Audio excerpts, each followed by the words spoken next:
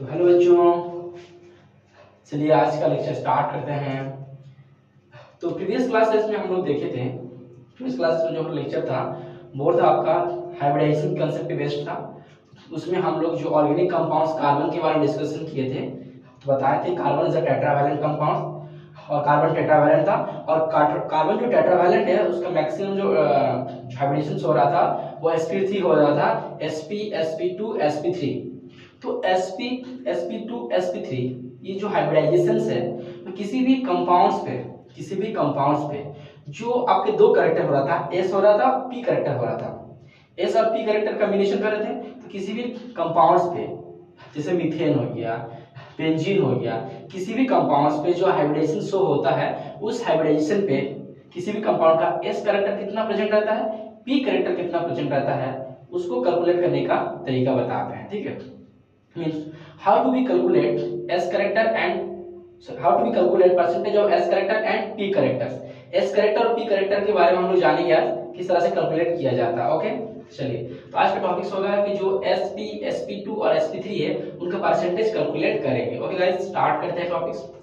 चलिए तो होगा percentage of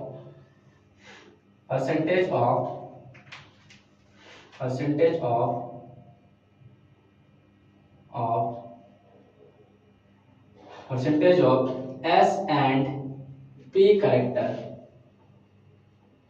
percentage of S and P character, इसके बारे में जानेंगे। तो पहले देखेंगे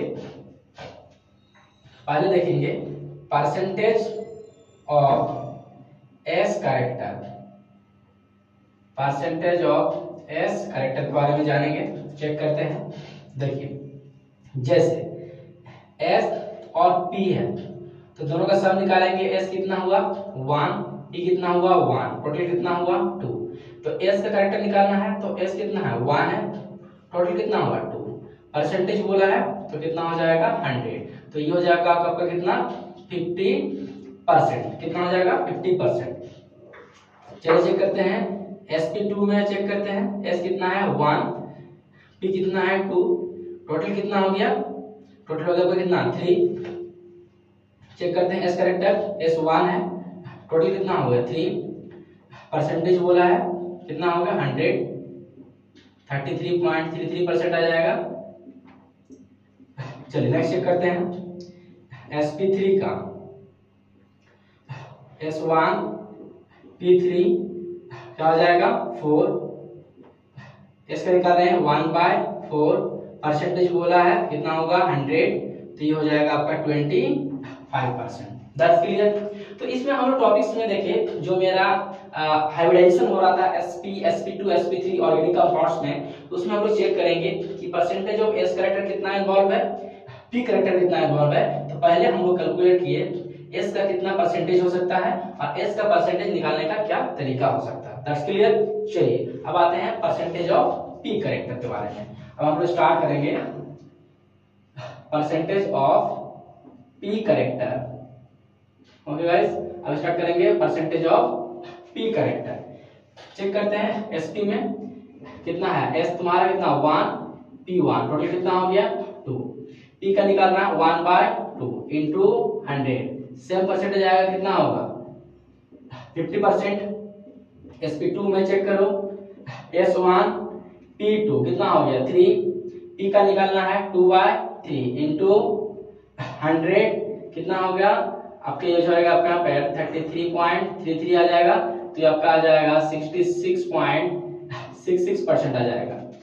फिर चेक करेंगे sp3 का, s आएगा 1, p आएगा 3, कितना आएगा 4, कितना p का निकालना है 3/4, फिर इसका निकालना है, ठीक है, परसेंट निकालना है कितना हो जाएगा, ये हो जाएगा 75%। दैट्स क्लियर हो, यहाँ से कोई दिक्कत नहीं है। आप इस क्वेश्चन के बारे में ऐसे भी एग्जाम में आता है, इसका अगर कोई आपको डीपी प्रैक्टिस करना है तो डिस्क्रिप्शन में लिंक दिया हुआ पीडीएफ का, आप वहां से डीपी प्रैक्टिस कर सकते हैं। बट हम यहाँ से कुछ क्वेश्चन आपको प्रैक्टिस करवाएंगे। ओके, चलिए नोट दिस पॉइंट। अब हम लोग सपोज करें, जैसे क्वेश्चन आता है एग्जाम में, सपोज करो मेरे पास CH4 है, ठीक है, मीथेन है। तो मेरे पास एग्जाम में आ गया मीथेन। पूछा कि मीथेन जो कंपाउंड्स है, इस मीथेन में परसेंटेज ऑफ एस कितना करेक्टर है, एस का कितना परसेंटेज करेक्टर है। तो आपको प्रीवियस क्लास में बताया थे कि पहले आपको हाइब्रिडेशन निकालने आना चाहिए। तो कार्बन का हाइब्रिडेशन निकालो, चेक करो। 4 सिग्मा बॉन्ड है, 1 सिग्मा, 2 सिग्मा, 3 सिग्मा, 4 सिग्मा।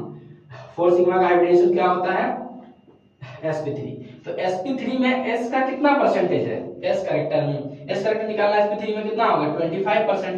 तो यहाँ पर हो जाएगा आपका कितना परसेंट, s करेक्टर कितना होगा 25%। इस तरह से आपके एग्जाम में क्वेश्चंस आता है। जैसे चलिए note this point note down कर लो, आगे चलते हैं। चलिए अब देखते हैं बेंजीन्स में, सपोज करते हैं बेंजीन्स में। तो बेंजीन का मॉलिक्यूलर फार्मूला होता है C6H6। ओके, तो आप देखो C6H6 में चेक करते हैं जो बेंजीन है उनका स्ट्रक्चर चेक करो। बेंजीन का स्ट्रक्चर बनाओ, पहले बेंजीन का स्ट्रक्चर ड्रॉ कर लेते हैं। फिर बेंजीन की जो ईच एंड एवरी कॉर्नर के कार्बन से उस कार्बन का पहले हाइब्रिडेशन चेक कर लेंगे। देखो हाइब्रिडेशन चेक कर लेंगे, देखो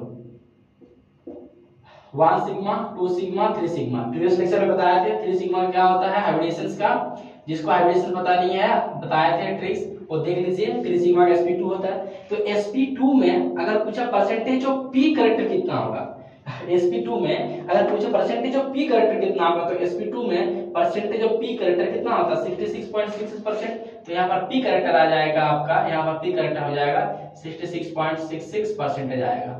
अगर इसी क्वेश्चन में s करेक्टर पूछता तो s करेक्टर कितना होता, इसमें आपका 33.33% आ जाएगा। यहाँ पर कितना आएगा, अगर s करेक्टर पूछता तो 33.33% आ जाएगा s करेक्टर।